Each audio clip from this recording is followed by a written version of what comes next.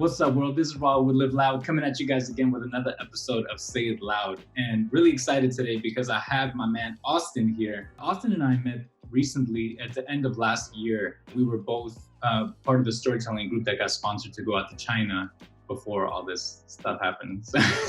we flew back before all this stuff went down.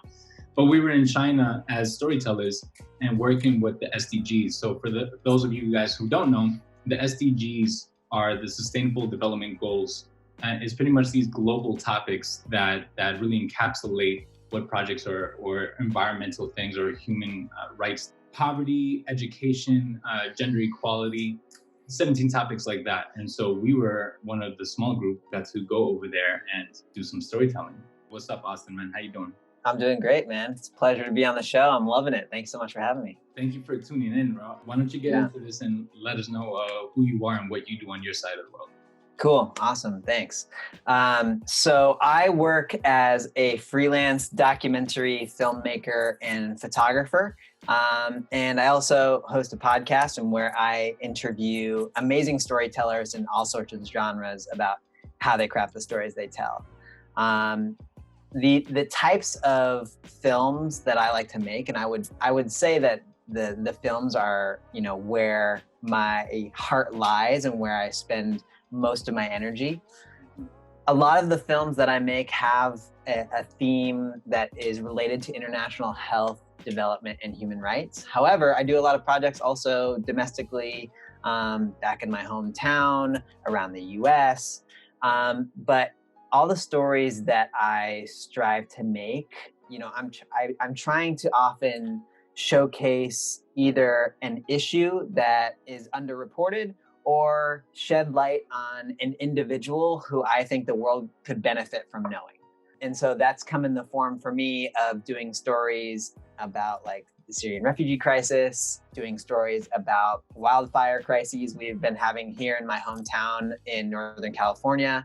It's been showcasing these little profiles of individuals in rural Zambia who have never told their story. No one would ever know about this person, but that person has an inspirational story, an inspirational message that I wanted to bring to the world. So my work, touches on a lot of different themes, but I'm always trying to shine a light on underreported issues or people who don't really have the platform to share their story. Yeah.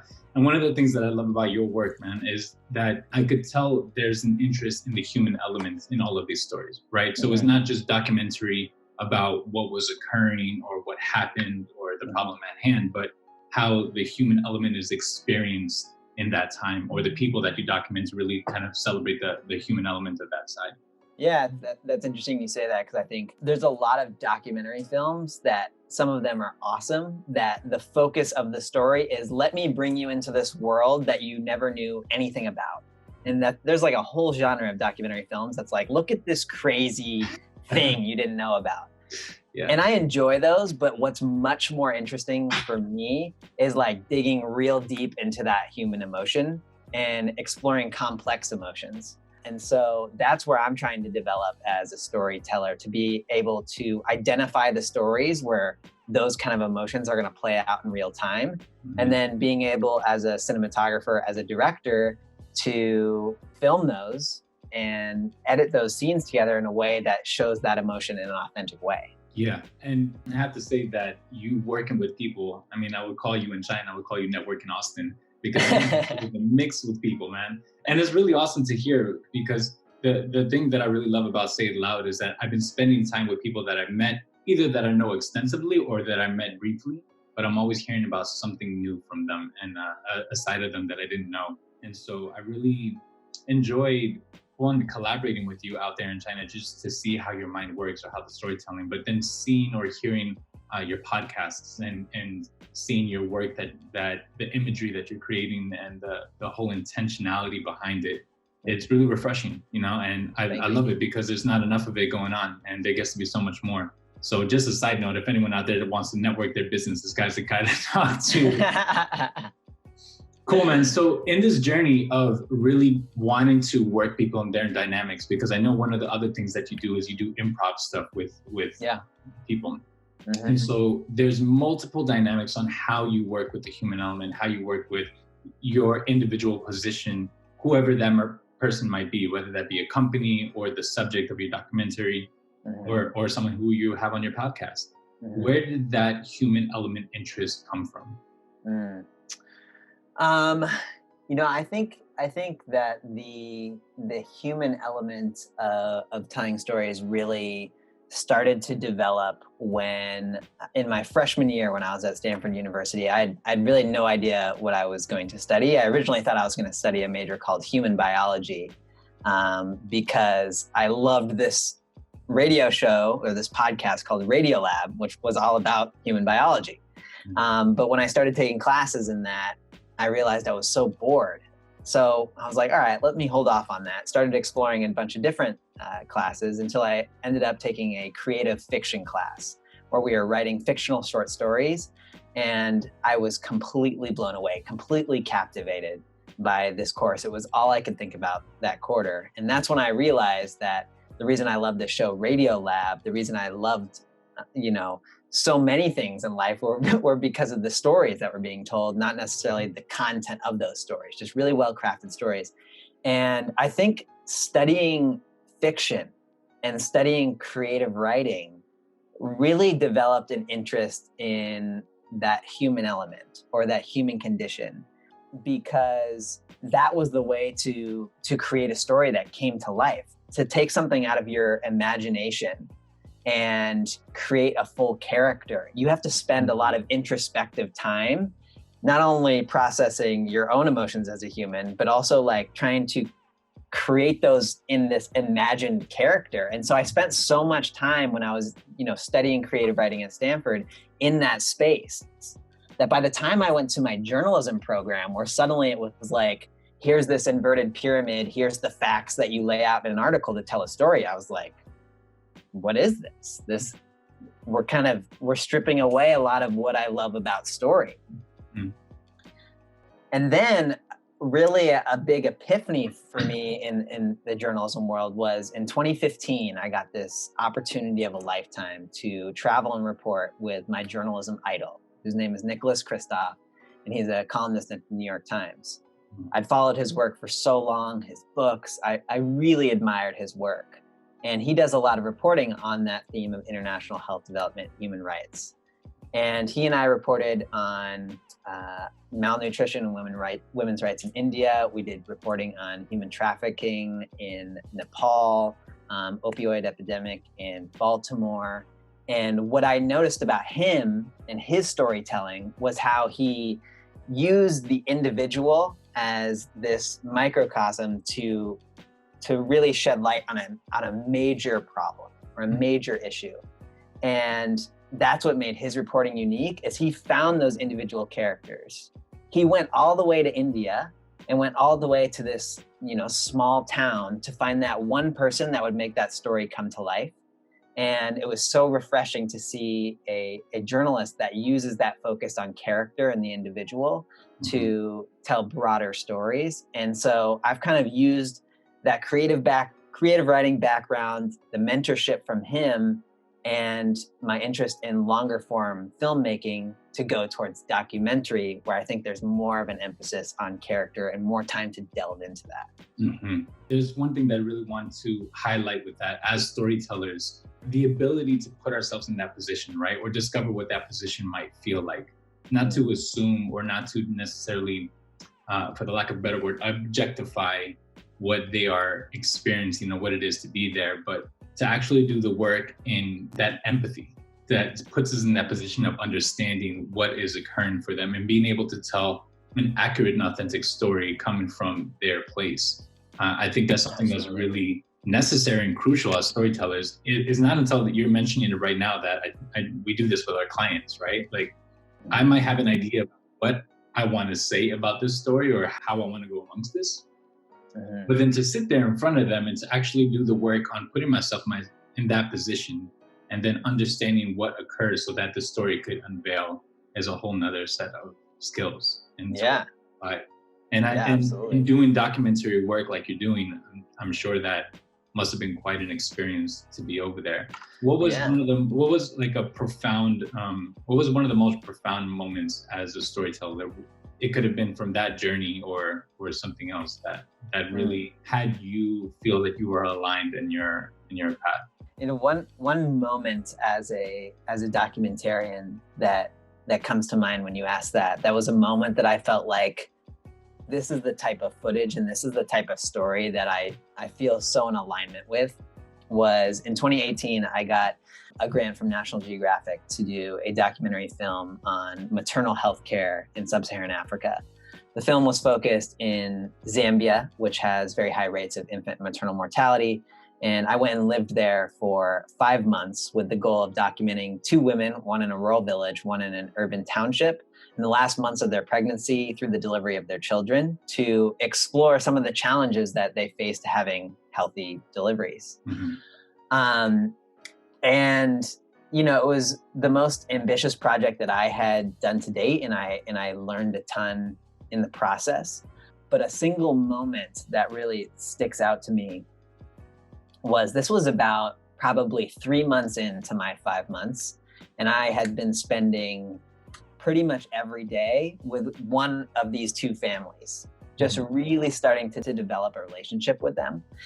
And I remember I was in this kind of urban township with this couple named Annie and Brian. So Annie was one of the main characters who I was following, and she was 19 years old. She had just delivered her first child. And her husband, Brian, was 25. Their township was in the midst of a cholera outbreak at the time. And I was spending a lot of time in their home. And I remember this one moment where it was like early evening, sun's just starting to go down. It's kind of dark in their little home. And I remember Annie and Brian, they were just like being cute together.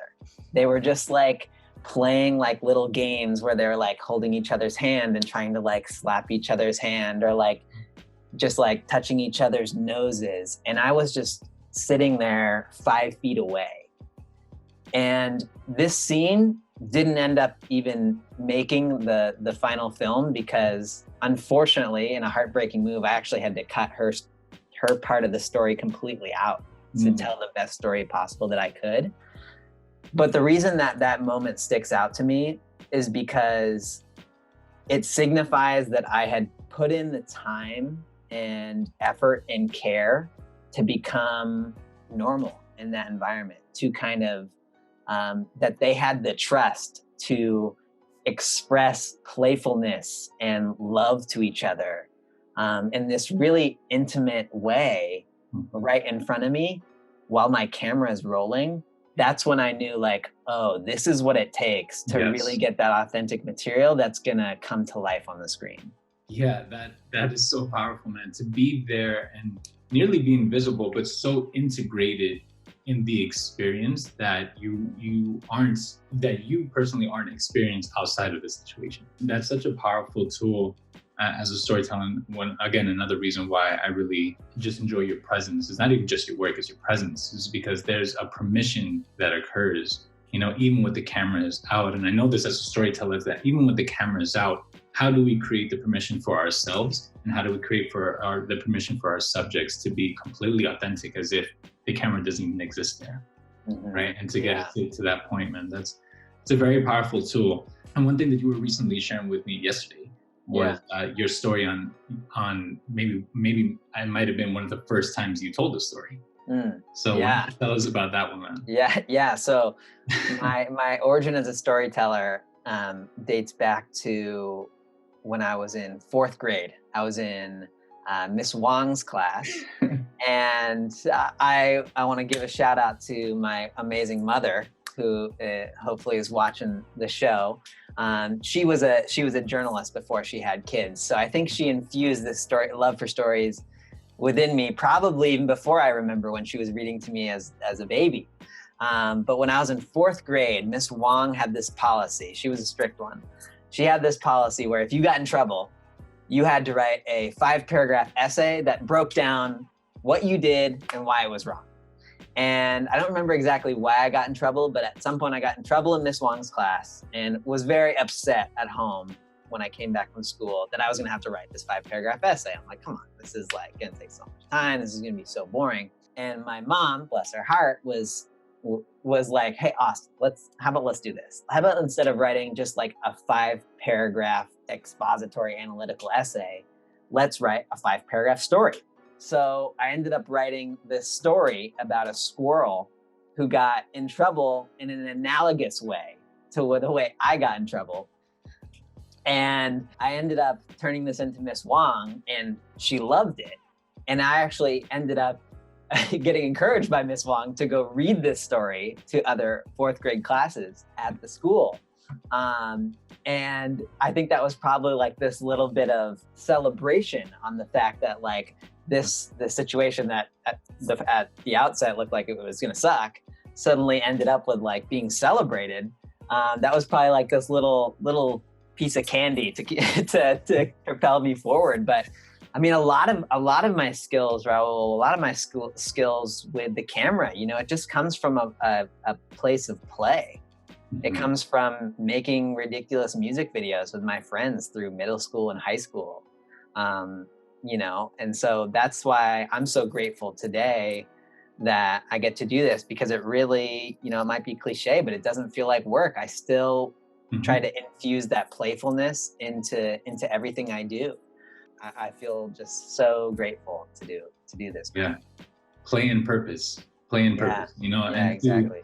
And there's some things that I know that you've done documentary work, like you were saying about fires that were going on in your communities, or some things that might be hard to hear. But in looking at the human elements and you being instilled on what you want to highlight or how you want to celebrate people, that's such an important aspect to really highlight that.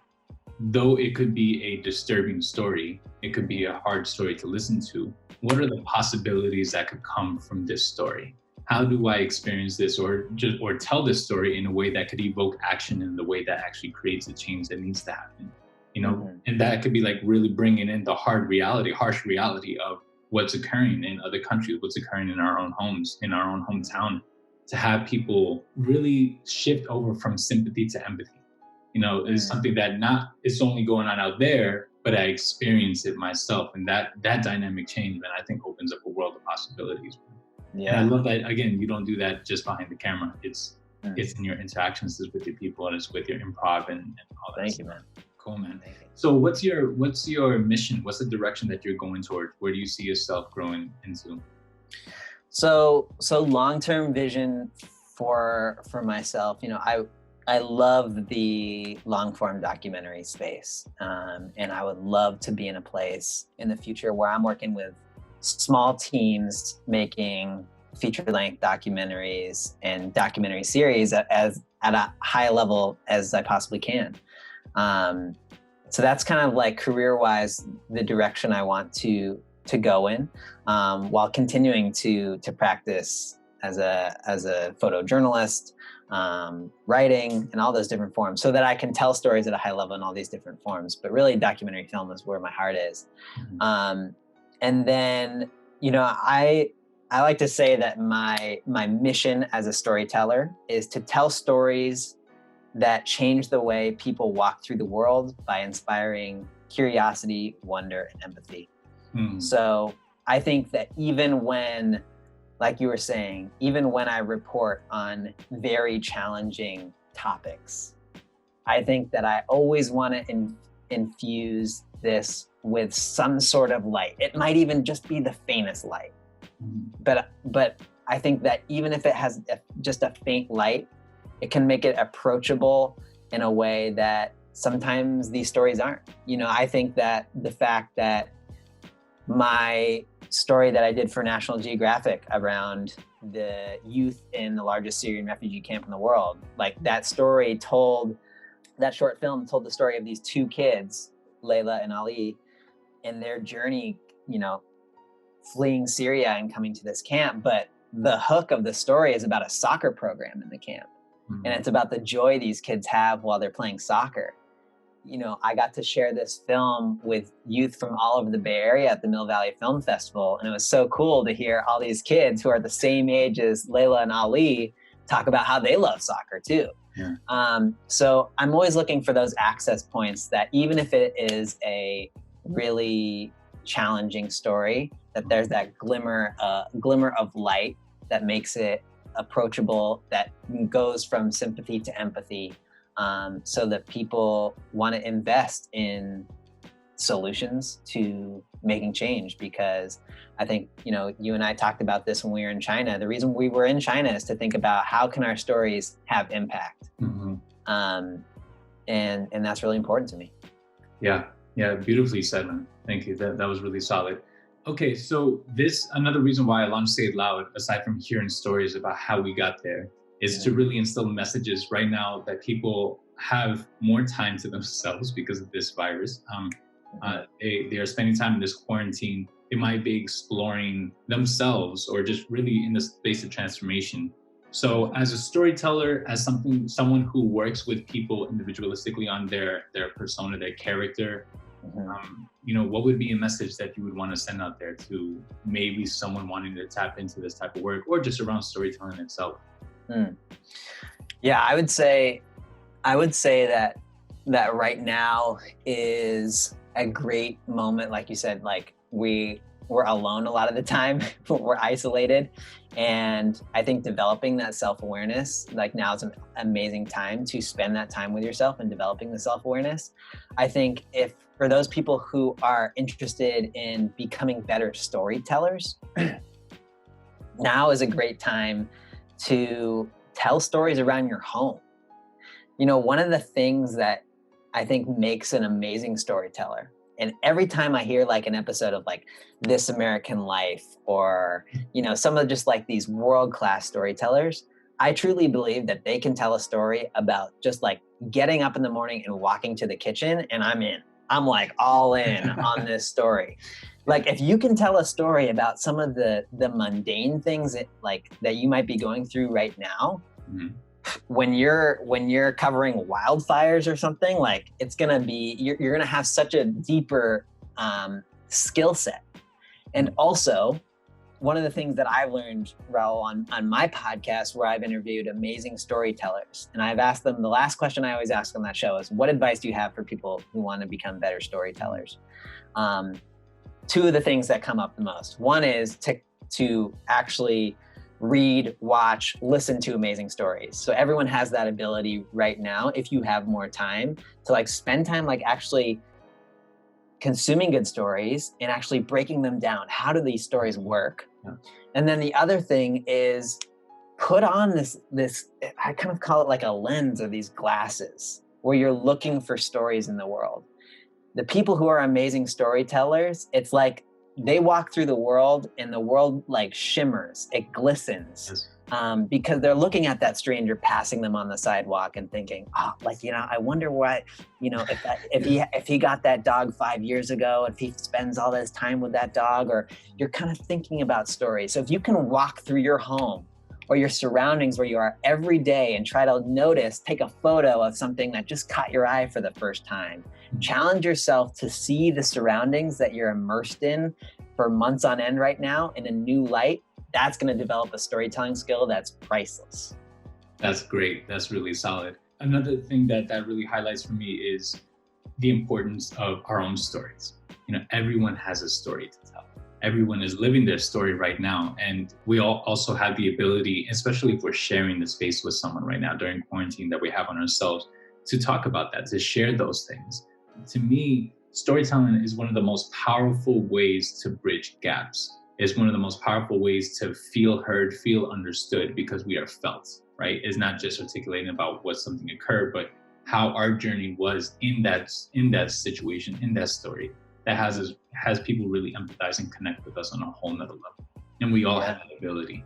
Absolutely. And I think if storytelling is such a powerful tool to start bridging that gap, breaking down barriers, whether that be with your own spouse, with a partner, with your kid, with your parents, and especially the stories that really need to be told so that we can bring more healing into the world.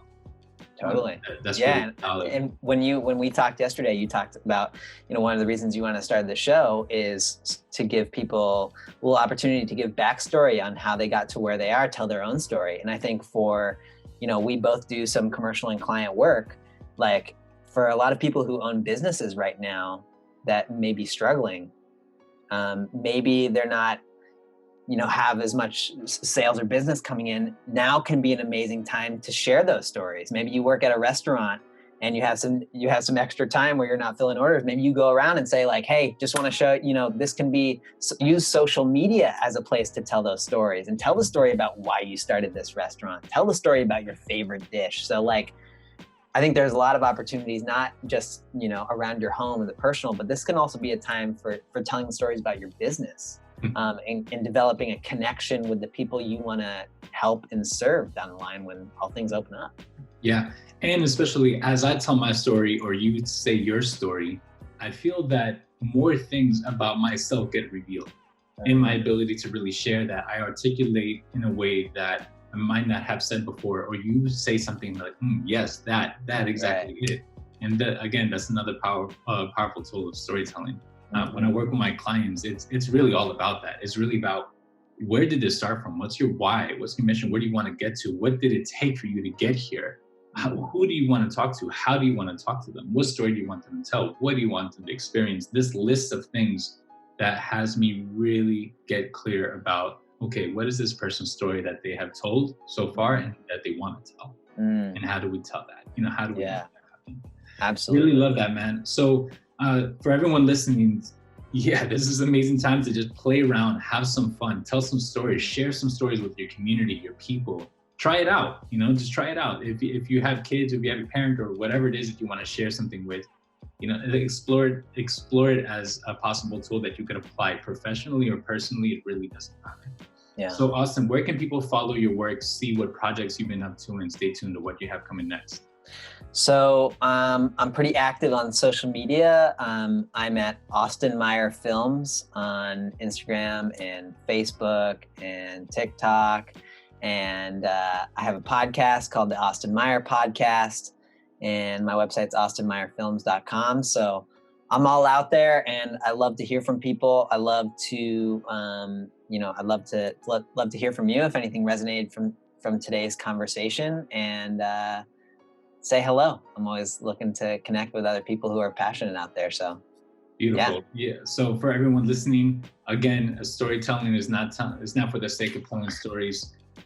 Follow his page, follow his work. It all has messages ingrained into it, and it's just beautifully done. So tune in, get in contact. If you guys feel called to tell your story, I'm sure this man will give you a challenge on stories, because I know on social media right now he's been doing this thing about like 10 photos a day with what you have going on. So that's right. Constantly a space of storytelling, and this man really knows how to apply it. So make sure to guys follow and stay tuned.